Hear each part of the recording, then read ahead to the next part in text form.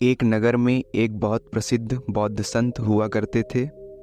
वह नगर से दूर जंगल में कुटिया बनाकर जीवन यापन किया करते थे। वह बहुत प्रसिद्ध संत थे। उनकी चर्चा पूरे नगर में फैली हुई थी। एक बार उस नगर के राजा उनके पास आए और कहते हैं कि हे संत महाराज, मैं बहुत अशांत रहता हूँ। मेरे पास सब कुछ है, धन दौलत संपत्ति, फिर भी मैं बहुत दुखी रहता हूँ, व्याकुल रहता हूँ।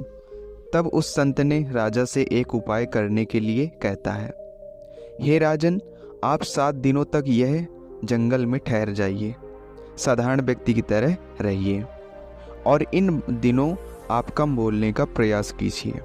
राजा ने ये सारी बातें ध्यान से सुनी और ये सारी बातें मान ली। राजा का पहला दिन शुरू होता है। राजा उस दिन और अशांत हो गया।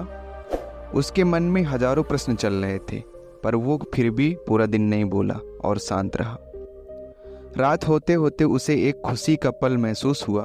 उसके अंदर की बेचैनी धीरे धीरे खत्म हो रही थी। उसके दूसरे दिन राजा नदियों, आकाश, पक्षियों के निहारते हुए और भी खुश और शांत लग रहा था। इसी प्रकार राजा ने तीसरा और चौथा दिन गुजार लिए थे। राजा 5वें दिन सुबह के समय एक नदी के किनारे एकांत स्थान पर बैठ गया। वहाँ की शांति से उसके आंखें स्वयं बंद हो गईं और वह ध्यान में चला गया। और जब वह ध्यान से उठा, उसका मन शांति और आनंद से भर गया था।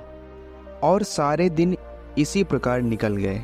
फिर राजा बौद्ध संत के सामने प्रस्तुत हुआ और कहा, हे संत महाराज जी, मुझे जवाब मिल गया कि मैं इतना अशांत क्यों रहता हूँ। संत ने जवाब बताने को कहा। राजा ने कहा कि मैं ज़रूरत से ज़्यादा बोलता था और लोगों से बेमतलब की बातें करता था, और फिर बाद में यही की बातें मेरे मन में चलती रहती थी, जिससे मेरा मन अशांत रहता था।